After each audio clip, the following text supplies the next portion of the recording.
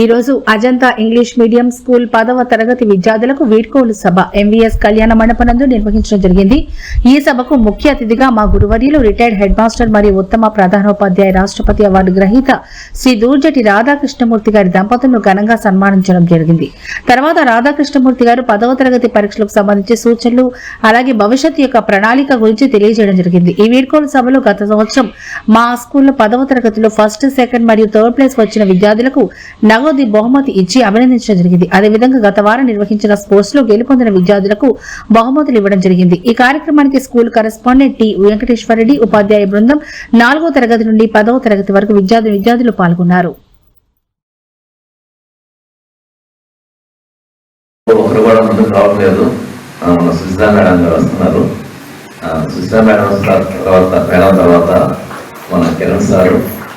మనకి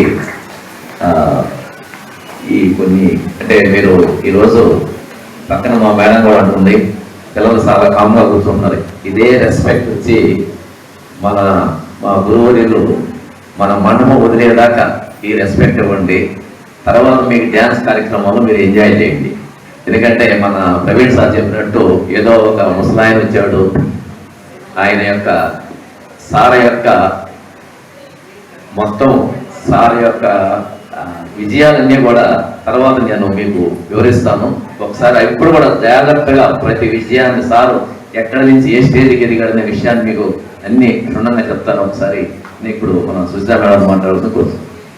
నా పేరు Venkateswara Reddy, Ajanta English medium school కరెస్పాండెంట్ని. మేము స్కూలు 22 సంవత్సరాల క్రితం మొదలుపెట్టాము. ఈరోజు 10వ తరగతి విద్యార్థులకు 14వ బ్యాచ్కి వీడ్కోలు సభ ఏర్పాటు చేయడమైనది. ఈ కార్యక్రమం అనేది మామూలుగా వీడ్కోలు సభని పెట్టాము. కానీ ఆ వీడ్కోలు సభ సహజంగా వచ్చేసి 10th క్లాస్ విద్యార్థులకి 9th క్లాస్ విద్యార్థుల చేత వీడ్కోలు సభ ఏర్పాటు చేయడం జరుగుతుంది.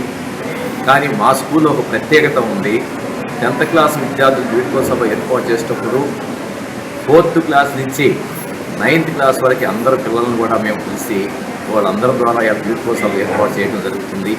అదే కాకుండా ఈ యొక్క వీడ్కోలు సభ యొక్క ముఖ్యమైనటువంటి ఉద్దేశం ఇంకొకటి ఏంటంటే, మాకు వచ్చినటువంటి ఒక అవకాశము మా యొక్క 41 సంవత్సరాల క్రితము మాకు 10th క్లాస్లో గురువు గారు అంటే హెడ్ మాస్టర్ హోదాలో ఉన్నా కానీ అన్ని సబ్జెక్ట్స్ మా సార్ గారు బోధిస్తూ దూర్జటి రాధాకృష్ణమూర్తి గారు ఈరోజు వాళ్ళ యొక్క దంపతుల్ని మేము ప్రత్యేకంగా ఇక్కడ వచ్చే సన్మానం చేయాలనుకున్నాము. చూసిన వెంటనే కాదనుకుంటా వచ్చినటువంటి వాళ్ళిద్దరికీ కూడా మా యాజమాన్య తరఫున ఒకసారి హృదయపూర్వకంగా ధన్యవాదాలు తెలియజేస్తున్నాము.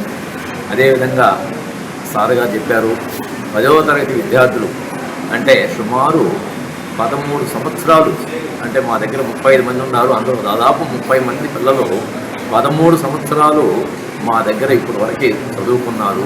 13 సంవత్సరాల తర్వాత వాళ్ళల్లో మంచి పిల్లలు కూడా ఎక్కువ మంది ఉంటారు. వాళ్ళందరూ స్కూలు విడిచి వెళ్ళిపోతున్నారని చెప్పేసి మాకు ఒక రకమైనటువంటి భవిష్యత్తు బాగా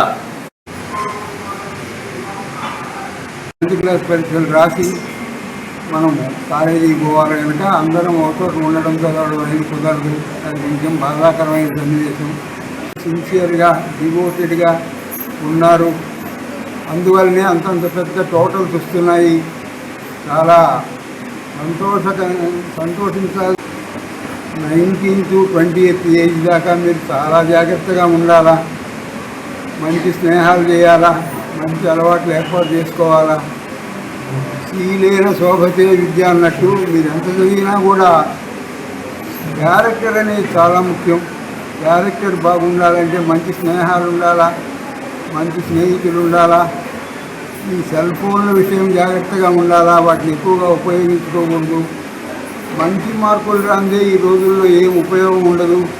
60-70 మార్కులు అనేది ఇప్పుడు ఎవరు పట్టించుకోవడం లేదు.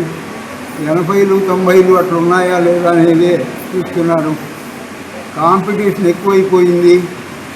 మీరే చూస్తుంటారు, ఇంజనీరింగ్ డిగ్రీ తీసుకున్న వాళ్ళు ఏ విధిలోనైనా చూడండి చాలామంది ఉంటారు, 7-8 మంది అన్నా ఉంటారు ప్రతి వీధిలో కూడా ఇంజనీరింగ్ చదివిన వాళ్ళు. కానీ ఉద్యోగాలకు వచ్చినప్పటికీ కొందరే రాణింపుకు వస్తున్నారు. ఆ మెరిట్ ఉన్నవాళ్ళు బాగా కష్టపడి పైకి వచ్చిన వాళ్ళు కొందరికే ఉద్యోగాలు లభిస్తున్నాయి, మిగిలిన వాళ్ళందరికీ కొంచెం కష్టంగా ఉన్నాయి. ఈ పరిస్థితిలో మీరు ఆర్డినరీగా పాస్ అవుతాం, ఎన్ని మార్కులు వచ్చినా పర్వాలేదు అనుకోకుండా బాగా సిన్సియర్గా చదివితేనే మంచి మార్కులు తెచ్చుకుంటేనే మీకు ఉజ్వలమైన భవిష్యత్తు ఉంటుంది.